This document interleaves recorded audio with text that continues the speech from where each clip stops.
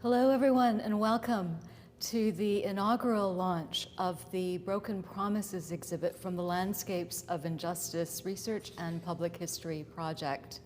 We are coming to you from inside the museum at the Nikkei National Museum and Cultural Center, and we are on the traditional, ancestral, and unceded territories of the Coast Salish and Hunkaminam-speaking peoples, and in particular, the Squamish, Musqueam, Tsleil-Waututh, and Coquitlam First Nations, on whose territory we stand.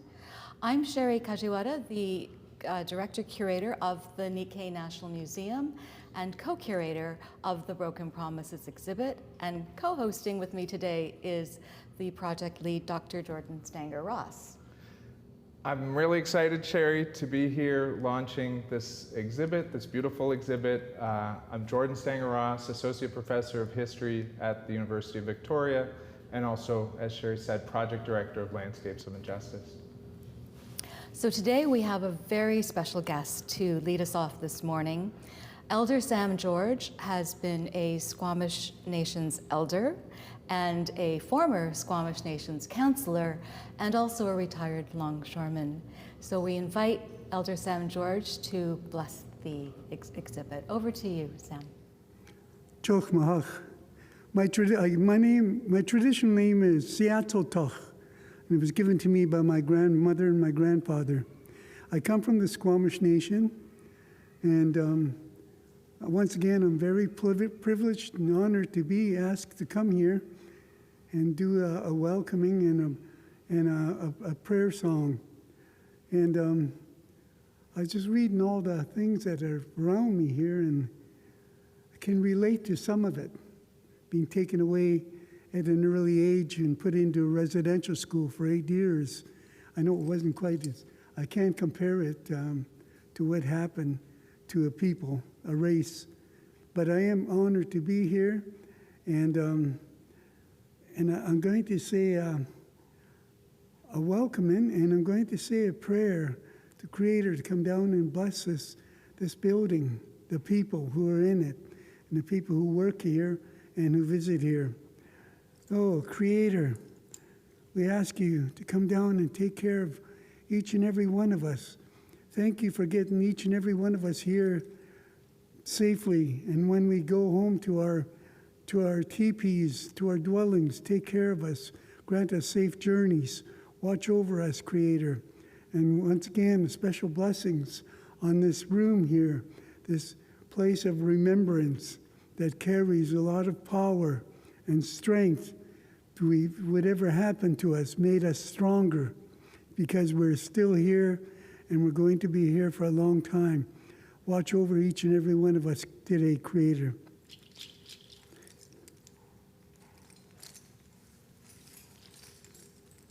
This song comes from a man I call Grandpa. I had the honor of calling Grandpa. His name, he was a well-known man. He was called Chief Dan George, and he sang this song many moons ago, and I had the honor of being present. He sang it at the Empire Stadium, and I think it was some Canadian celebration. Anyway.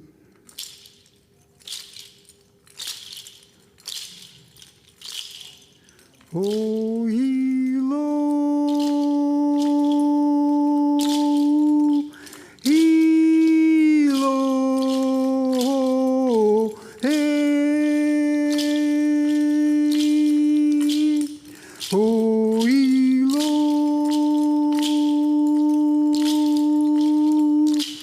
Hilo, hey.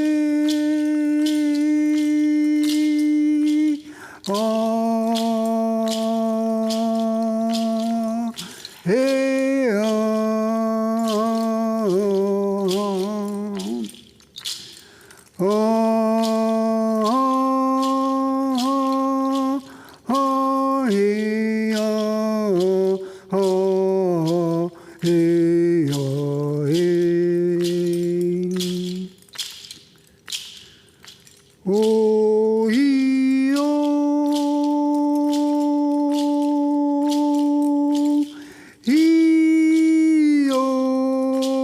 oh,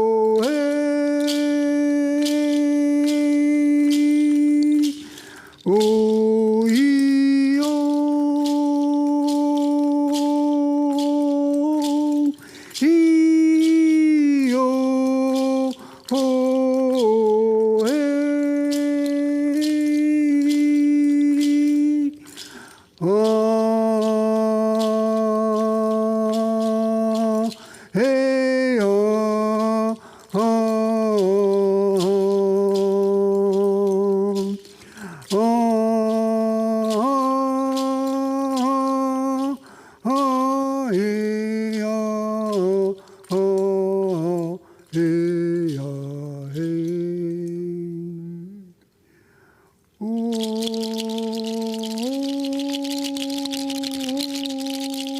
oh, hey,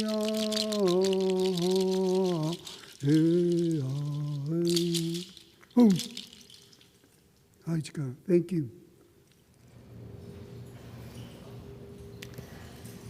Wow. Yeah. Elder Sam George has been blessing our events at the Nikkei National Museum for many, many years now, and each time it just feels so magical. So next we have a special greeting from the Executive Director of the Nikkei National Museum and Cultural Center. Kara Goshinmon Foster joins us live this morning. Good afternoon, everyone, and welcome to the Karasawa Gallery in the Nikkei National Museum and Cultural Center. Through extensive partnerships and collaboration, we first opened our doors on September 22nd of the year 2000 with the inaugural exhibition, Reshaping Memory, Owning History, through the lens of Japanese-Canadian redress. Now, 20 years later, we are so pleased to host the opening of the Broken Promises exhibit. This following a 7-year partnership with the Landscapes of Injustice Research Project, co-curated with the Royal BC Museum, really building on that history of collaboration and partnerships to create diverse works. I would like to express my sincere gratitude to everyone here, to the entire project, to the team, to all of its partners, and of course to the families for sharing their diverse stories and personal histories, and for uncovering the historical records for the community and for the broader society as a whole. Thank you so much for your dedication and for your resilience. We look forward to welcoming visitors into the gallery safely and carefully when the time is right. And although challenging at this time, a bright future awaits. And the stories and records will live on and continue to inform Canadians from now and into the future. Thank you. I think you call yourselves a small but mighty organization or something like that. It is a wonderful host organization for so much of the work that we've done. I just feel blessed to have gotten the chance to work with the Nikkei National Museum. And you might remember that early in the project, this was a small initiative with a small museum and some researchers, and then the entrance of the Royal BC Museum into the project and the commitment of a major cultural institution in the province to tell a new and diverse, more diverse history of the province really transformed what this project could be. And so it's with real gratitude that I introduced the CEO of that museum to say a few words, Professor Jack Lohman. Thank you very much, Jordan. Hajimemashite.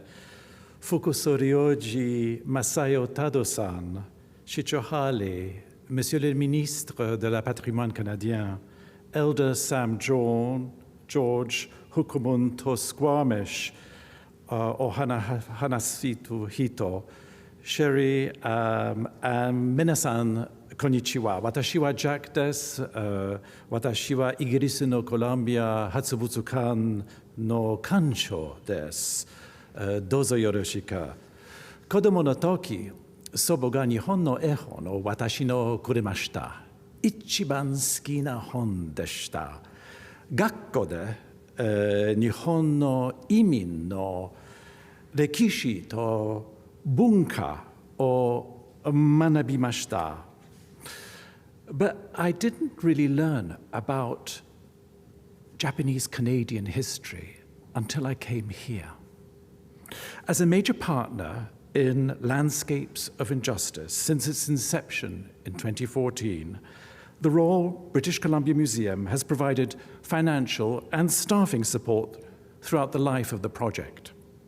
I wish to note in particular the extraordinary access granted to project researchers who were embedded in the British Columbia archives for 4 years. They uncovered materials that testify anew to the structural and enduring racism experienced by Japanese Canadians during the internment era. Broken Promises reminds us that social justice takes many forms, and that now, more than ever, museums like the Royal BC Museum share in the responsibility to amplify the voices of marginalized communities, past, present, and future. I thank you for the opportunity to participate in this extraordinary project and wish you great success in engaging with the whole of Canada as the host of this thoughtful and research-driven exhibition. Domo arigatou gozaimashita. Thank you so much, Jack. 本当にどうもありがとうございました。We were unable to have the entire exhibit team here with us today at this table. So we had a video created to capture some of their voices and let you see a little bit behind the curtain, and also the voices of the descendants of a couple of the main storytellers who are in the Broken Promises exhibit. So let's watch that video now.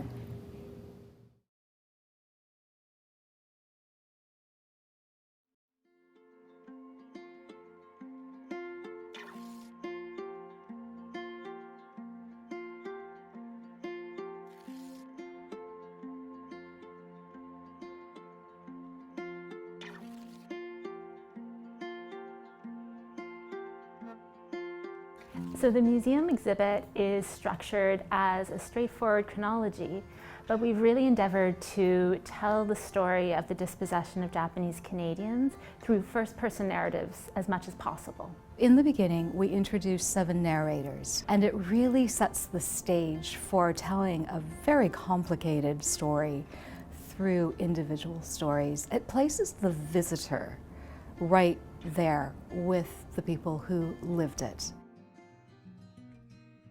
My connection to the Tagashira family is that I'm Masue and Rinkichi's grandson. I'd like to share something that is quite meaningful to me. It's an invoice pad from the war. And the date on it is 1904, and then there's a blank on the pad. And there were hundreds of these made, and of course he thought he was going to be using these, and he was quite successful, so he got a hold of a lot of them made to be used for his company. And unfortunately he wasn't able to use them because of all that happened, the hardship that took place.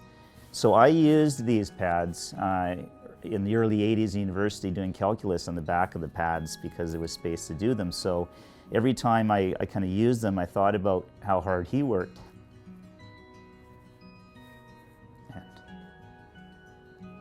And that got me to work even harder. When you move into the decade of administration, you'll encounter a series of case files that we've curated with the Ategi family. There's a really striking letter where they've included a map to a secret compartment that would have contained family heirlooms, and the letters to the administrators come with this very detailed map asking to please retrieve these artisanal tools. Ultimately, the letter that the Ategi family receives is that their home and boatworks had been looted. There was a promise to protect that had really been let down. When I look at that picture of the Ategi boatworks on Dyke Road, it reminds me of my childhood because I spent a lot of time there. I kind of knew about what had happened. I knew there was another, my grandfather's boatworks, and it was gone during the war, but not so much about the depth of hardship the family went through. They didn't really talk about that. My hope is that visitors take away from this exhibit a greater appreciation of the need to listen. Because if you haven't experienced racism yourself, listening is the first step to taking action. What I like people to take away is that freedom is very valuable, individual rights are valuable, and that discrimination for any reason is wrong. I hope that visitors get a sense of the resilience of the community, and that resilience continues into the present. One thing that I'm really proud of in the museum exhibit is the diversity of stories. Japanese Canadians dealing with the legacy of loss and facing a difficult history, but also the descendants of the bureaucrats and neighbors of Japanese Canadians who have also lived with this story. What I hope others would learn about the exhibit and Masue's story is that it's just one story out of thousands of stories, and not just about Japanese Canadians, but about other injustices that have taken place in the world.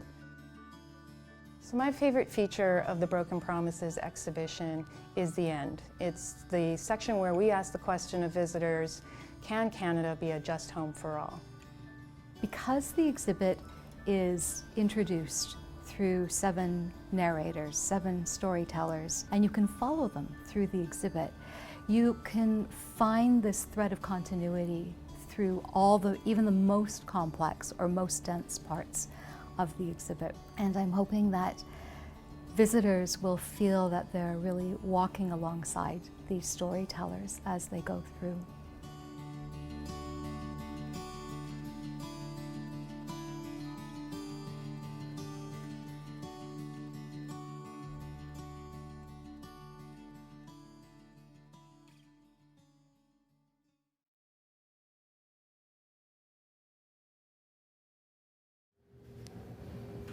It was about 10 years ago, I guess, Sherry, that I first walked into this beautiful museum.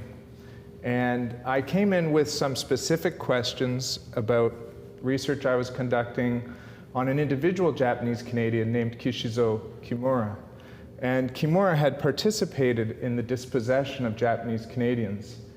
In 1942, as we just heard, a promise was made to Japanese Canadians when they were uprooted and interned. A promise that their property would be held and protected in their interests for the duration of the war or their internment, and returned to them as soon as that was possible. And in the weeks and months that followed, neighbors looted and stole from Japanese Canadians' homes, and officials did nothing about it.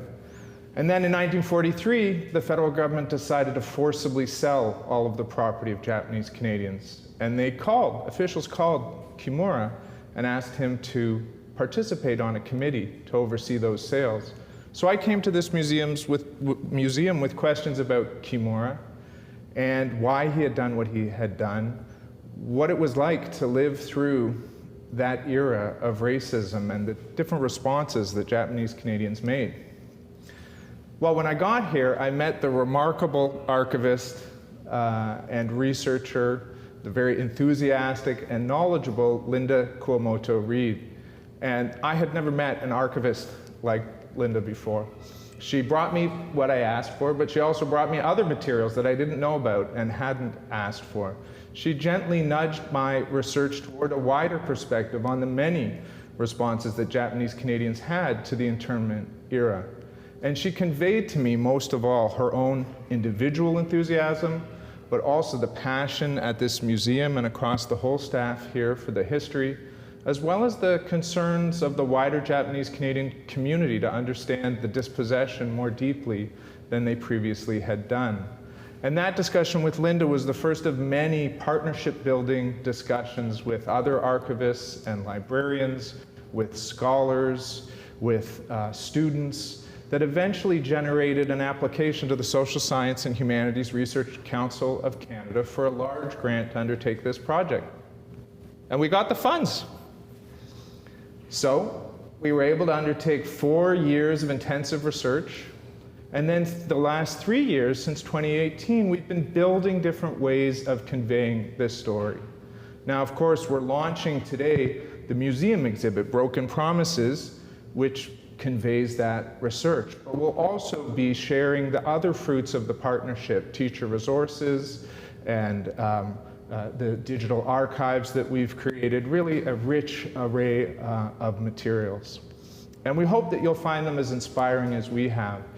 Our work has been motivated by a set of shared convictions a conviction that in doing this research and sharing it as widely as we can, sharing that information with Japanese Canadians and a wider Canadian public, that we offer some measure of justice or at least information to the Japanese Canadian families that lived through the dispossession. Another conviction, I think, is that by doing this work, we hold somewhat to account the government that undertook these actions and the public that allowed that to occur. And I think we share the conviction, Sherry, that by doing this work together, we hope to build a more just Canadian future.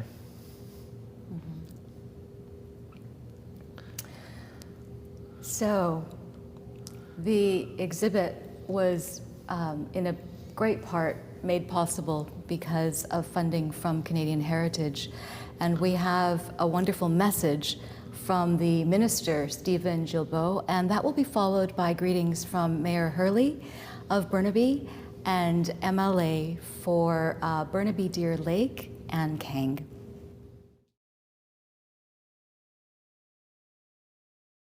Hello, bonjour. Congratulations to the Nikkei National Museum and Cultural Center on the opening of the Broken Promises exhibit. This travel and exhibit complements 7 years of community engagement and academic research involving multiple universities across Canada. It is a monumental achievement and an important historical record for all Canadians. Most importantly, this exhibit tells a story that we must ensure is never forgotten, to be certain that we never again lose sight of the irreparable harms done by racism, mistrust, and fear. Pendant la Deuxième Guerre mondiale, le gouvernement du Canada a délogé, interné et dépossédé plus de 22 000 Nippons canadiens des régions côtières de la Colombie-Britannique. These acts changed the Japanese Canadian community forever. That history still matters today. It resonates in the stories of those who lived through these injustices and in the individuals and communities who continue to live with their impacts. Le gouvernement du Canada est heureux d'appuyer Promesses brisées, une exposition qui met ce passé difficile en lumière, nous incite à y réfléchir et à cheminer vers la guérison. As Broken Promises exhibit travels to museums across Canada, I invite all Canadians to experience this chapter of our history through a new lens, to learn more about life for Japanese Canadians before, during, and after the war, and about how the legacies of dispossession continue to this day. Armed with that knowledge and understanding, we can, I hope, work together to build better landscapes for Canada's future. Thank you. Merci.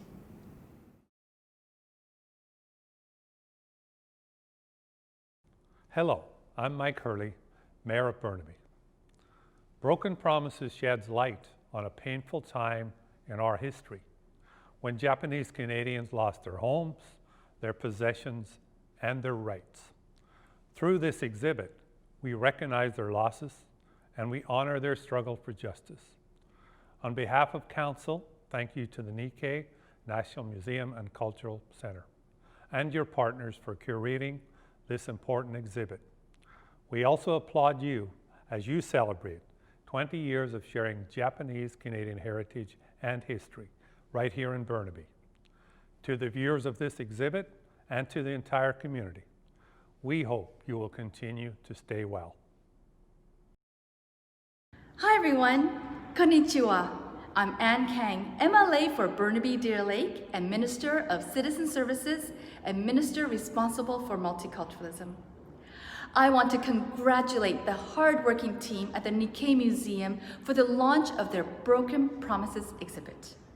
Thank you all for making this event accessible to everyone in the comfort and safety of their homes. We may be seeing fewer faces in person, but we can still come together to learn from storytellers and reflect on Canada's imperfect past. Moreover, thank you for your continued efforts over the years to honor, preserve, and share Japanese culture here in Burnaby and British Columbia. We are so blessed to know you as friends and neighbors. Congratulations again, everyone, and I can't wait to view the exhibit for myself.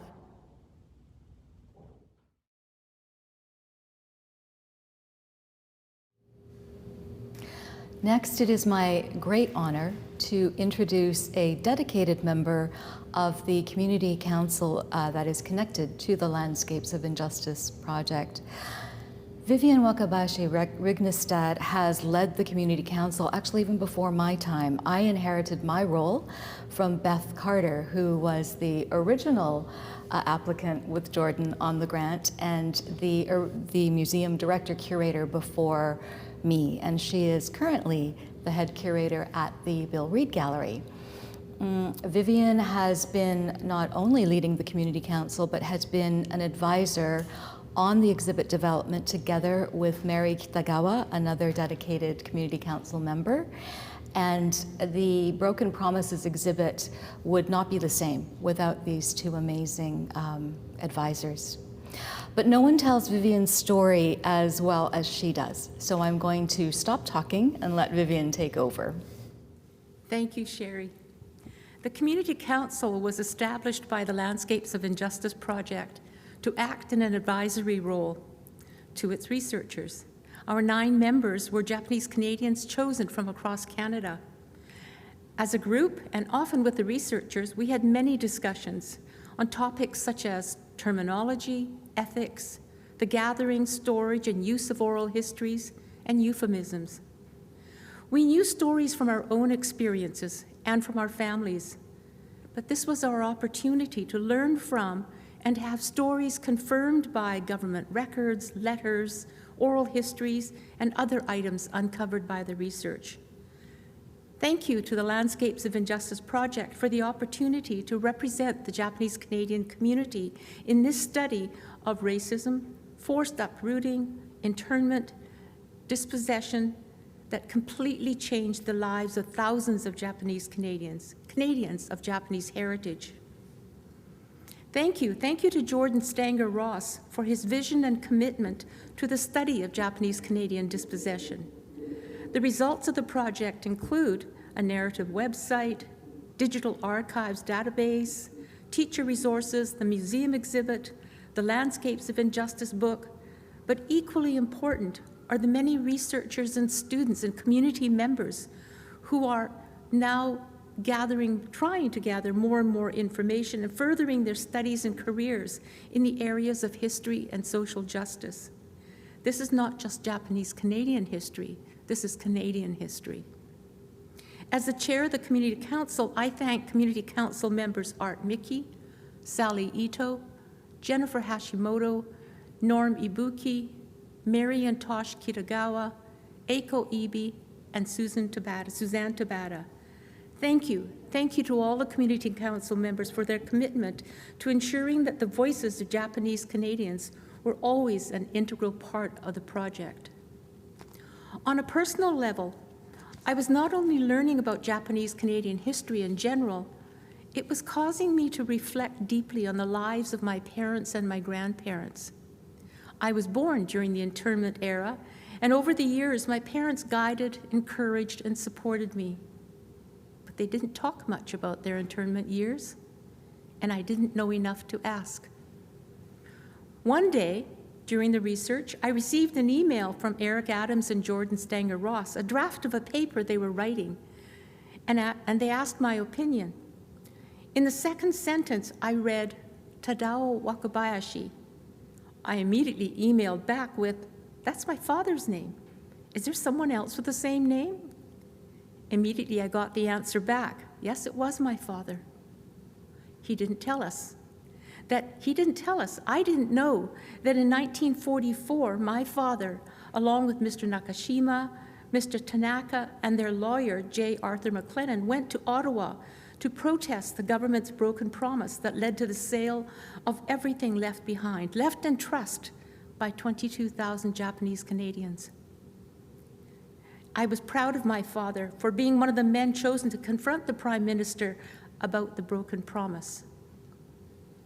This caused me to begin reflecting more deeply and to appreciate even more the sacrifices, hard work, resilience, courage, and positive attitudes and actions of my parents. With them as role models, I absorbed the values of family, service, leadership, education, kindness, and compassion. I learned about social justice and the importance of taking a stand. There are many ways of taking a stand. I learned more when I received files from my family from the Digital Archives database. Reading through the government files revealed the official losses of home, businesses, vehicles, and household items that had been left behind, then taken and sold. There are times when I find myself thinking, I wish I had talked more with my parents. I wish they were still here so I could ask them. It's easy to blame our parents for not telling us, for not talking about their experiences around internment. There are so many reasons for the silence. Silence. Guilt, shame, anger. Shikataganai. We can change the silence around the racism, the social injustices, the internment by Canada of its own citizens. We can change the silence. We need to start by educating ourselves and others about this dark part of Canadian history. And we can begin by telling our own family stories to our own children. Thank you. And now here's a short video about the Digital Archives database and stories from some of our community members about accessing their family files and the stories they learned. Thank you.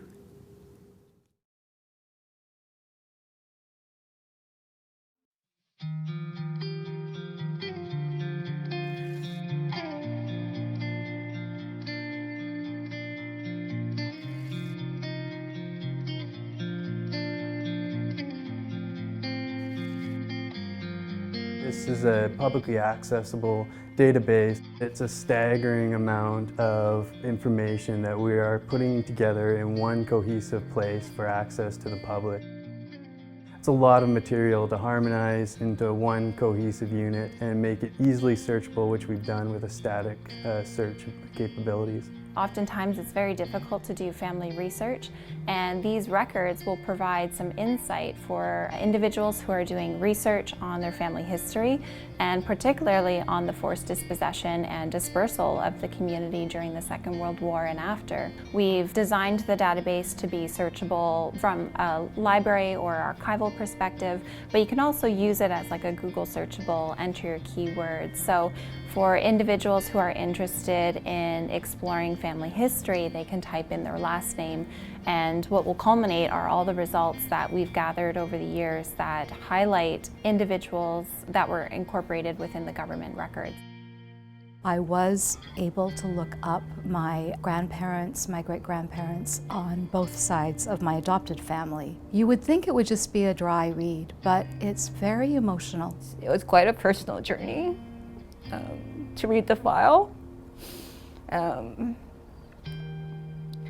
It was over 500 pages in the file, and I basically discovered that, well, not only was my grandfather a really smart guy, I understood how he valued himself and how he valued what he had built in this country. So what I wish for other Japanese Canadian descendants of internees is to keep an open mind and an open heart. Reading the files on your family members can be a very moving experience, and it is a process of discovery of self.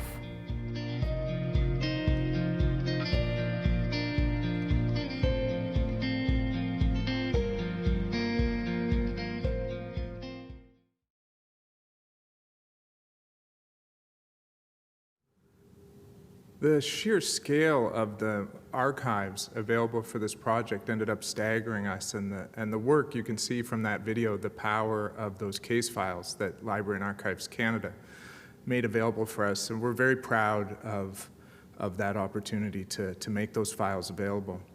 Those will all be available publicly in January of 2021, and we'll do more announcements at that time to make those available. All of those archival materials also provided a foundation for research, and we spent 4 years collecting materials, analyzing materials, writing publications, and talking with one another about what we had found. And eventually, we started to ask, well, what does it all amount to? What do these research materials contribute to together? How have we changed what we already knew? And there was already considerable scholarship on the internment of Japanese Canadians. And so being historians, a number of us, we did what historians do and wrote a long book with many footnotes in answer to that question. And I hope it's also an engaging book. I want to tell a few stories that convey the major parts of that book that also provide a foundation for the interpretive plan of this exhibit and other resources from the project. Our book's divided into 4 major claims, each of which comprises a part of the book. The first part of the book describes the killing of home. And the killing of home that occurred through dispossession comes across through many resources, but the one that spoke to me, I guess, particularly, were the letters that Japanese Canadians wrote when they found out that their homes and businesses and farms were being forcibly sold without their approval.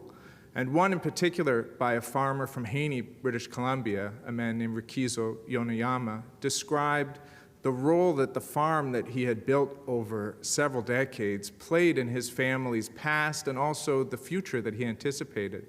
And Yonoyama wrote that he could understand, or he could live with at least, the temporary uprooting of his family, but that the sale of his farm was something that he couldn't comprehend. The dispossession involved the killing of those homes. The second part of our book addresses the sustained work of the dispossession.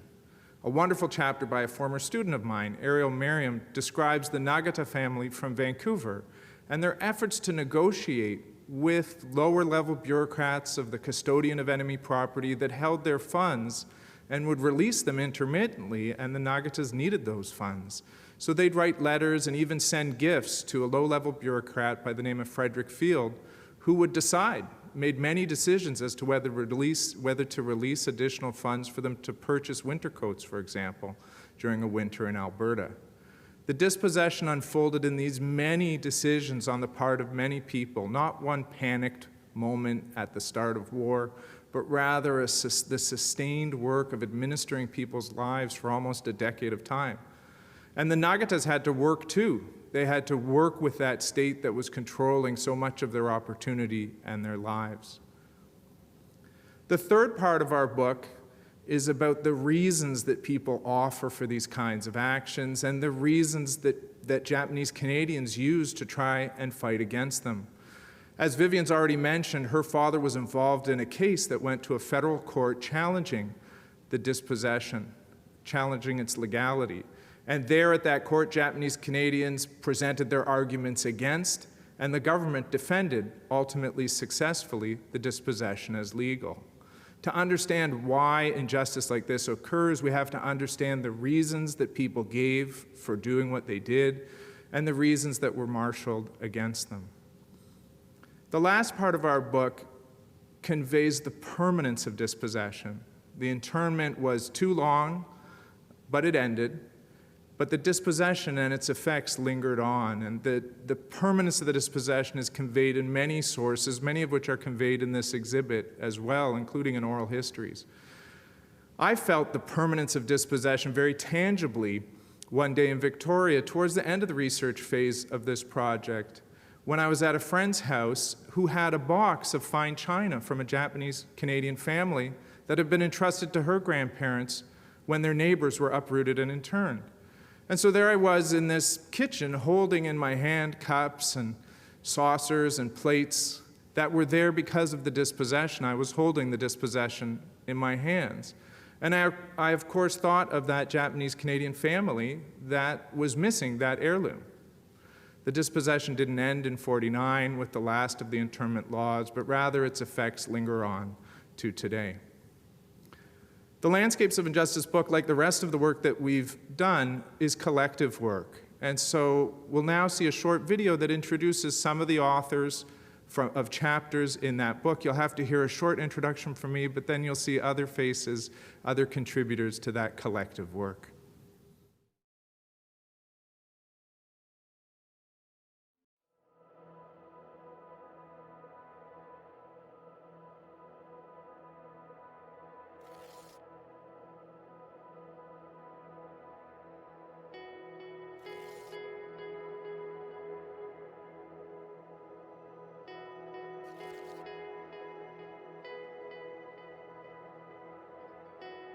This new book, Landscapes of Injustice, is really the result of years of research to understand the dispossession of Japanese Canadians.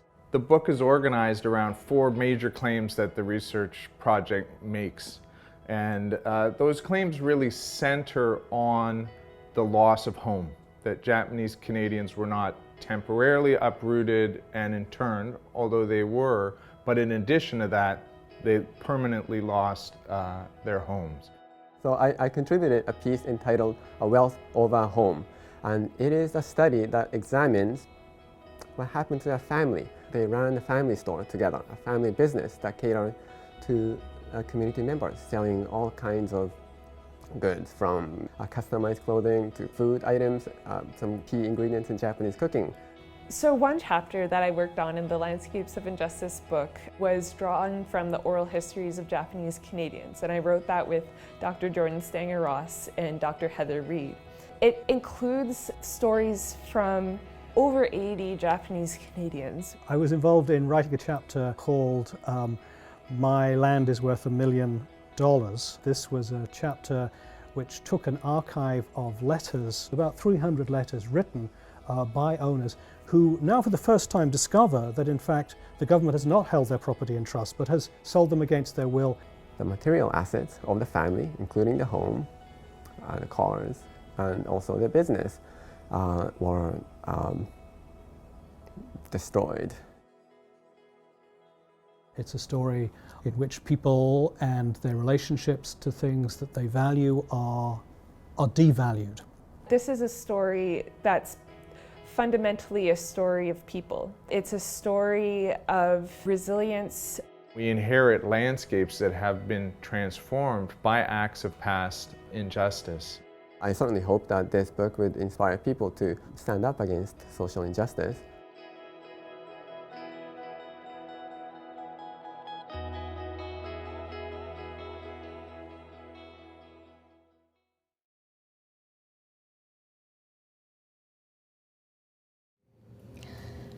So by now, I'm sure you're getting a sense of the multiple layers that make up the 7-year project that is Landscapes of Injustice. So in addition to the exhibit development team and the digital archive team, there is an amazing team working for developing teacher resources to mobilize knowledge to elementary and secondary school audiences. And to tell us more about that today are Governor General Award-winning teacher Greg Miyanaga and District Administrator Mike Perry Whittingham. Thank you, Sherry, and congratulations on this opening of this new and exciting exhibit, Broken Promises. 7 years ago, our friend and mentor, Mas Fukawa, asked Mike and me to be involved in this new project called Landscapes of Injustice. We really had no idea what we were getting ourselves into. The Landscapes of Injustice project has been a unique opportunity for my elementary co-author, Lindsay Hill, and myself, because we were able to work with this incredible network of brilliant people. Historians and museum people like Jordan, Caitlin Finley, and Sherry helped us find important information and key artifacts. And the stories and the personal accounts from Japanese Canadians like Vivian, Art Miki, and Mary Kitagawa not only give us insights into history, but remind us about the purpose of this project. So how do you teach 10-year-olds about internment and dispossession? Well, here's a video explaining about what the elementary program looks like.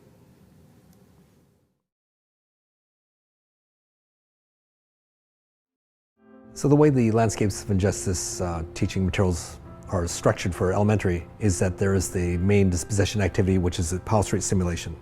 But then there's these 8 concurrent supporting lessons, and they include things like what's their idea of fair? How important is the Charter of Rights and Freedoms? What was it like to live in internment? What kinds of things would you bring? And also to look at things like how do you make an apology for making such a big mistake? And how should you treat people? We have the students create an immigrant neighborhood using this bulletin board to go through the process of dispossession. As an educator, I encourage teachers who use the resource to allow ample time for students to create their buildings, their avatars, and their possessions. As the more time and effort they invest in their work, the more they'll be able to grasp the concepts of loss and injustice for Japanese Canadians later on in the unit. The most appropriate age group for the internment and disposition lessons is about grade 5. That's when the students, I feel, can handle the heaviness and the importance of the issue. It's quite complicated. Anything younger than, say, grade 4, and they start to get really worried about the state of the world. And anything older, they're already building the sense of fair. And this kind of helps them solidify what their idea of fair is in a just society, like a Canadian society. Once they've invested that time and effort, they're proud of their work, they become very interested in that idea of community and the interactions between the avatars on their Powell Street simulation.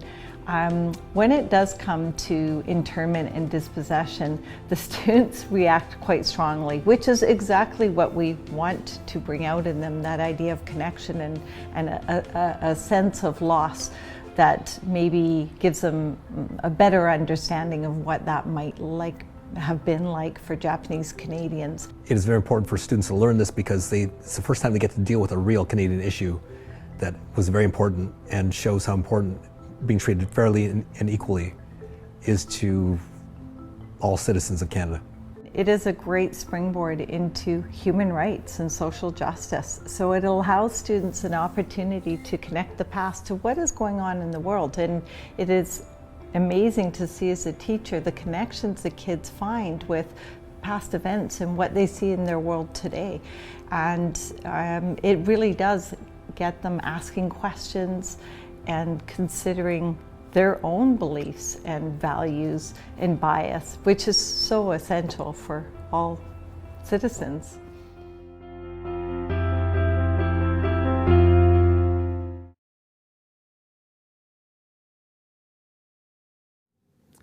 We field tested the elementary lessons in over 40 classrooms in BC, but also in Alberta, Manitoba, and Ontario.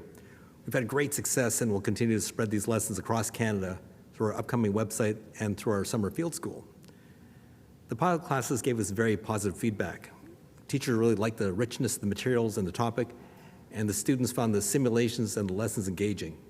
And they really got emotionally involved through the history, through the simulations and the supporting lessons. Coming up next is a powerful example of some of the success we've had with the elementary lessons. The videos you see will be from Alana Ross in Ontario, who had some of her students read the protest letters written from the point of view of dispossessed Japanese Canadians. And after the video, Mike Perry Whittingham will come on to talk to you about the secondary school resource.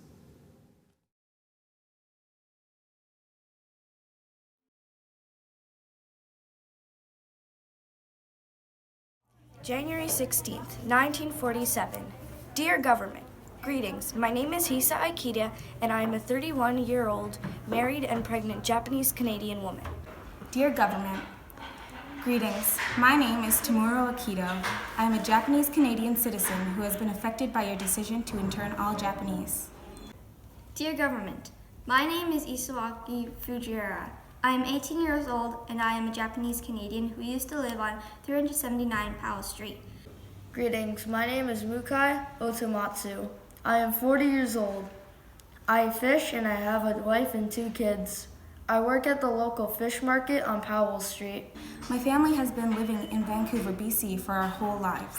I'm a parent to 2 and a wife.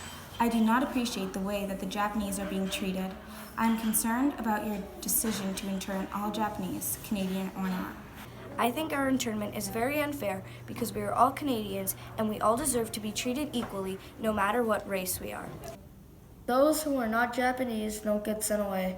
It's not fair. I think that we shouldn't be sent to these internment camps because of our background. I believe that we should be able to stay at our homes and live our normal life.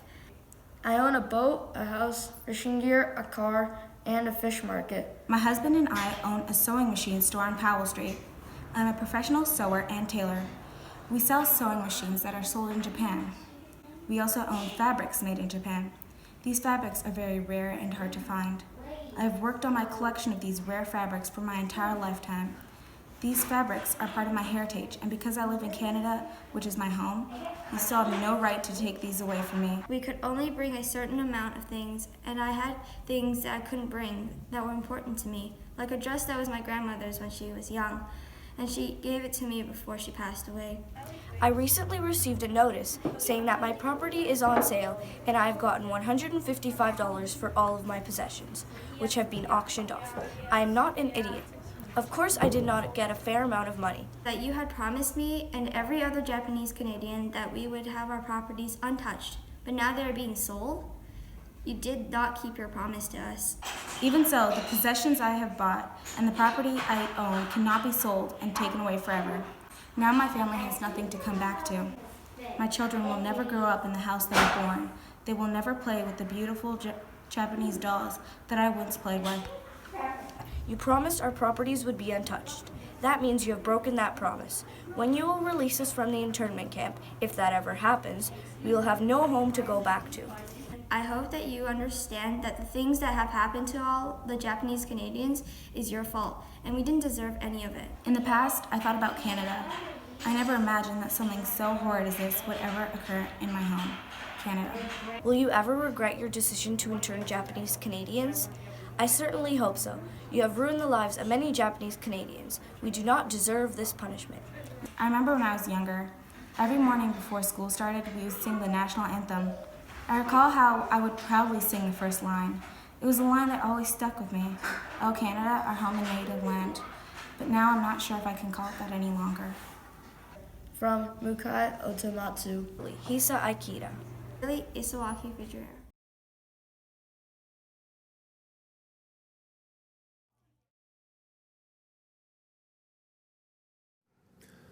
Thank you, Greg. Good afternoon, and thank you for taking the time out today to share this afternoon with us. Let me start by expressing my sincere gratitude to Mas Fukao, who brought me on this project 7 years ago, to Jordan for his immense leadership throughout the process and his support in particular of teacher resources, and of course the Japanese Canadian community who have embraced us from the very start in trying to create these lessons for teachers. Let me also give a shout out to my teaching colleagues, my co-authors, Patrick Anderson, Jonathan Balin, and Caitlin Finley.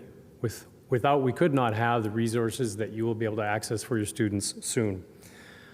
We need only consider the news and the current climate that we visit every day to understand the importance of these lessons and these materials being brought to kids across Canada, and I hope you'll embrace them. The lessons were based on the multidisciplinary research done by Landscapes of Injustice and the amazing new resources, archival sources, oral testimony, images, and government documents that we've been able to bring into our lessons and offered you to use for our students. These new resources haven't been seen in Canadian classrooms before, and I think will highlight the importance of this history. Our materials have been built to be both thematic and chronological in nature, and to challenge students to thinking critically about this history and looking at it from today's lens. But perhaps the most important part that I see as a contribution of these lessons is the powerful stories that we can now tell of families, Japanese Canadian families that suffered loss, but also persevered and were resilient through our letters of protest and our postcard activity that you'll see in our resource. I look forward to having my teaching colleagues embrace this new material to make use of our website, particularly as we now experience much more online learning from our students as well as in our classrooms. And I encourage you to seek out our resources and to contact Landscapes of Injustice when you're ready to consider piloting our materials or have questions about the resources we've prepared for you. At this time, I'd like to share with you a short video on our teacher resources. Thank you for taking your time.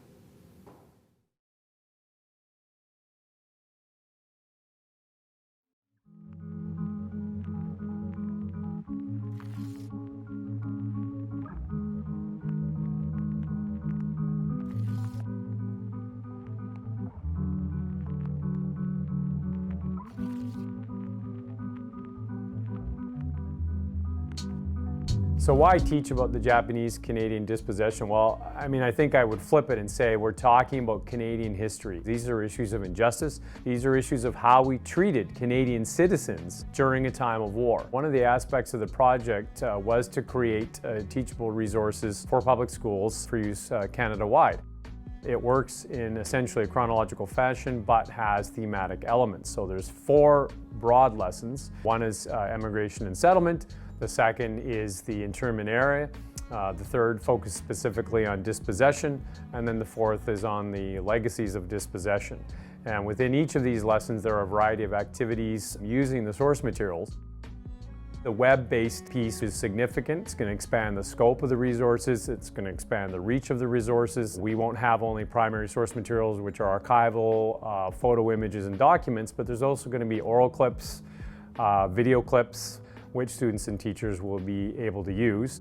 This is the place, the entry point for many people will be in high school, learning about it and hopefully engaging with it and being inspired to find out more and do more as a result of what they've learned. I had the opportunity to work with Mike Perry-Whittingham on the development of the teacher resources for the high school level. I could imagine myself as a high school student just being so interested in being able to get my hands on these primary sources. And Mike has designed exercises that challenge students to think about that policy-making process and in a way put themselves in those shoes. My biggest concern with the dispossession piece was trying to get kids to emotionally connect to this loss and how that's played out right into the present time. And the letters of protest, which is another activity we have, will certainly do some of that. Primary sources were always the most interesting aspects of history. I wanted to hear directly the voices of people.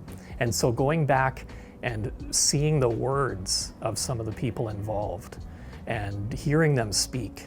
This project, I think, gets to the heart of both what teaching history is all about and also what being Canadian is all about. By telling these stories, we present, I think, a more forthright and honest story about Canada's past. We can then bring that story forward and say, these things still are occurring here. They are a legacy of this past. What are the steps we should be taking to take this further?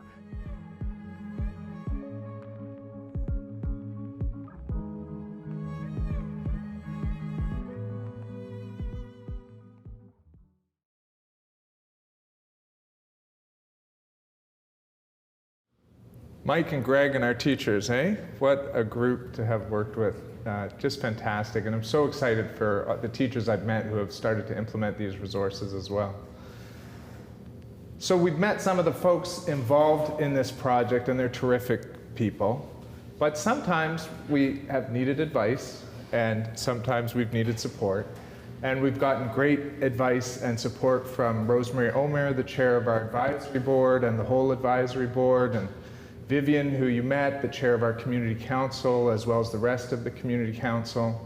And I felt really blessed in this project to be very well supported, both in resources and in timely advice by the University of Victoria, and particularly the Offices of Research and the Faculty of Humanities and the History Department, and the Center for Asia Pacific Initiatives, where our project is housed. And so it's with gratitude again, sincere gratitude, that I introduced this video of Cynthia Milton, the Associate Vice President of Research at the University of Victoria, who will convey her passion for this project as well.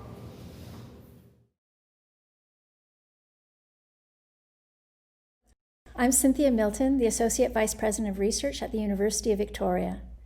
Broken Promises illustrates the regenerative, restorative, and inclusive potential of community-engaged research.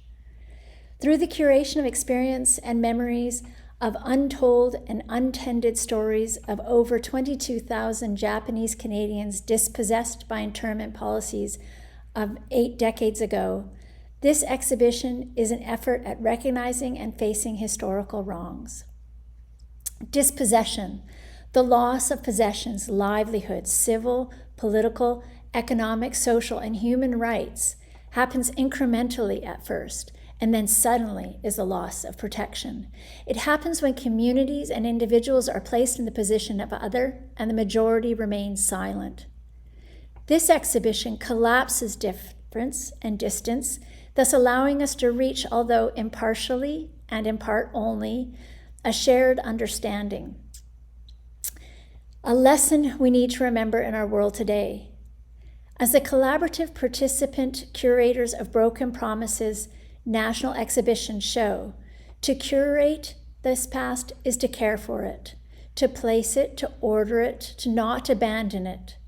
We have a shared responsibility to this past, to these stories that we inherit, to protect and nurture them, and to prevent the ossification of these truths, and to continually reactivate their ethical potential.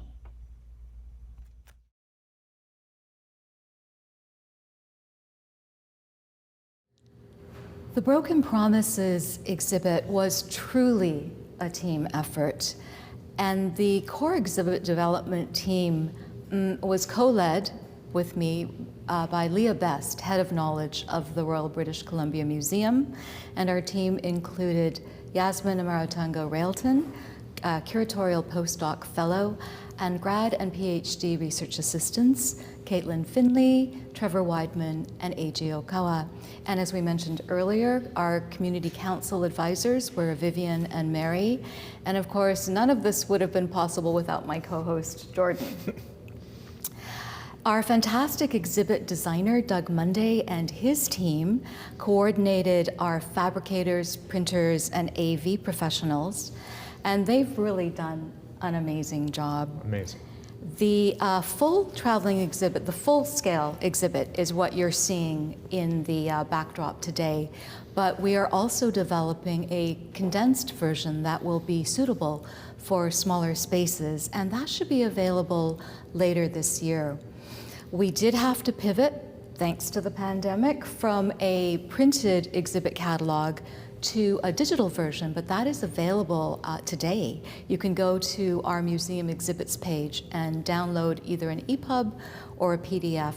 And for all of the teachers or homeschoolers at this time, there will be a virtual education kit connected specifically to this exhibit available soon.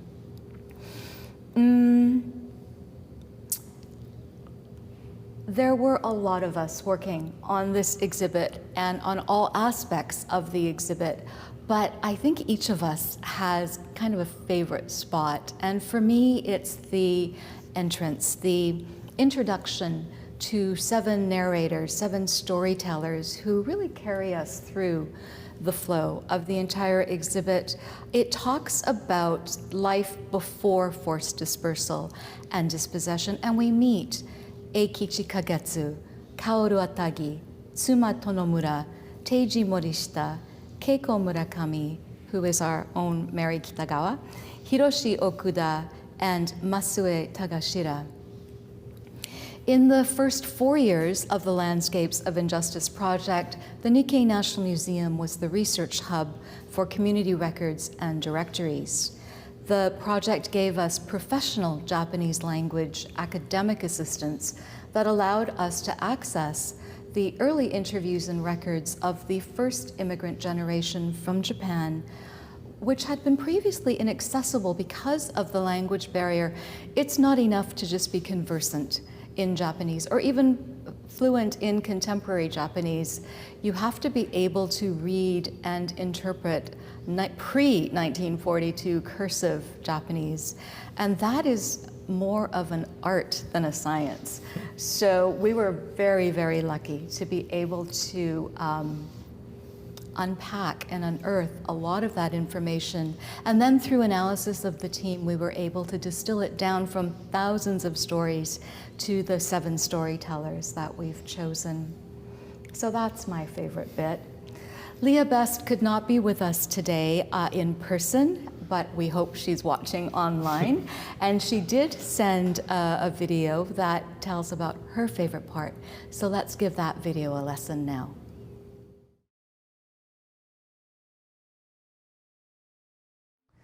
My hope is that visitors take away from this exhibit a greater appreciation of the need to listen.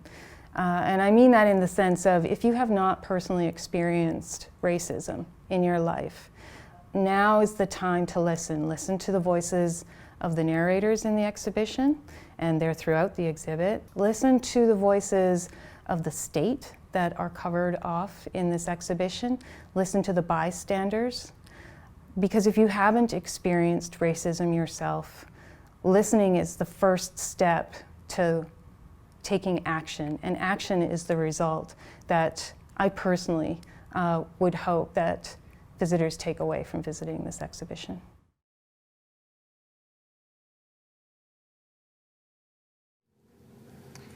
Hi, I'm Yasmin Amartunga-Railton, the Curatorial Postdoctoral Fellow on Broken Promises. I'm thrilled to share my favorite part of the exhibit today. At the end of the exhibit, we wanted to offer an opportunity to pause and reflect on the legacies of dispossession. These are losses of community, language, identity, but also of resilience, education, and activism.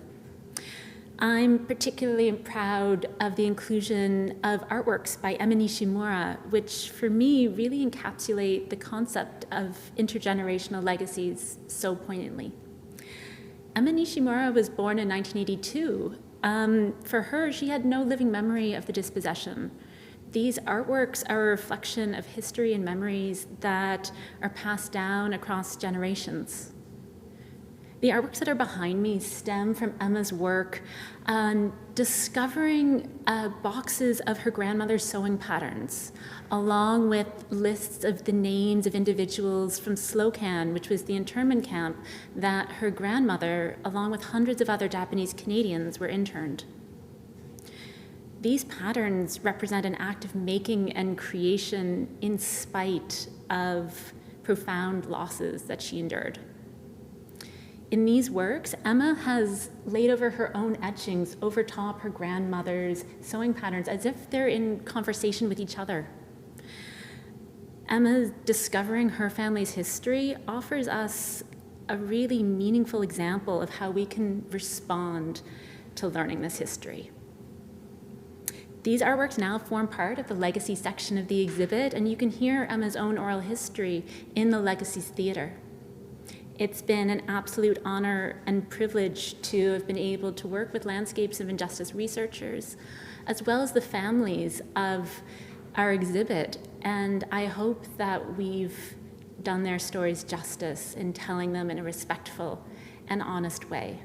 Thank you so much. Thank you so much for joining us today for this unusual exhibit and launch of the Broken Promises exhibit. We do hope you will visit us in person at the Nikkei National Museum. The exhibit opens publicly on Tuesday, the 29th of September, and will continue through to towards the end of April. I believe we put April 24th on screen, but we are still working out final dates before it moves on to Toronto. So for those of you who aren't able to see it in person, there will be online programming, and we have a digital version of our exhibit catalog, as I mentioned earlier. That actually can be downloaded as early as today. So you can either get a sneak peek at what is on display or save it for future reading as a souvenir of the exhibit. Do keep an eye on our website, nikkeiplace.org, for information about special events, programming, anything related to what is happening. Hours, we do close over the winter holidays and are not open for statutory holidays. And there are also updated safety protocols in place that we keep current.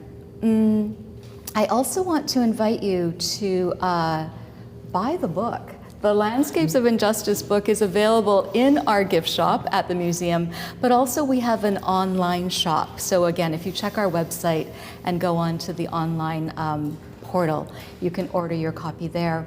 If you are visiting the Nikkei National Museum, on our second floor landing, we have displayed objects from our permanent collection. There is evidence of life in an early logging camp that Eikichi Kagetsu had, and that was through the gift of an archaeological dig led by Bob Muckle. We also have a recent donation of Masue Tagashira's son Donald's childhood school lunch kit on display on the second floor, and also a lot more interesting objects and artifacts, so do come visit. What else have I forgotten to tell you? This exhibit will travel across Canada, so we are hoping that beyond Toronto and Victoria and hopefully Halifax, that there are other city centres that will invite this exhibit to their institution. And the smaller condensed version should be available for bookings from as early as this winter. We have more information at info@nikkeiplace.org if you want to send me a quick email there. And I think I've remembered everything. I'm sorry I'm not as fluent as Jordan in memorizing, so I'm reading my notes. But I'm just speaking off the cuff. I haven't memorized. Any last words for our audience? Well, it might just, certainly from my experience here, seeing the exhibit in your beautiful museum, and a lot of care is being taken around COVID, and I think you said there's limited numbers would be, and so folks can come and see the exhibit here and really the beautiful job that the curators and designers have done. So I think it's worth it, and it feels very safe, even for someone from Vancouver Island, where we're very cautious about these things. And just to that point, it is a maximum of 8 people in the exhibit at any given time. The admission at the gate is $5, and it's not time ticketed from Tuesday, but if we have 8 people already in the space, you may just have to wait a little while, but the flow should be fairly efficient. And if you haven't gotten enough of us online, our next online event is October 22nd for the Mijikawa Memorial Lecture. And I'm excited to be co-presenting our book and a book by a wonderful scholar in Japan of Japanese American and Japanese Canadian history, Masumi Izumi. And the two of us will do that event October 22nd at 5 p.m. And I know that we have some viewers in Japan, and it'll be, of course, the next day in the morning there in Japan. So I'll just wrap by saying thank you, Sherry. It's been wonderful to do this work with you.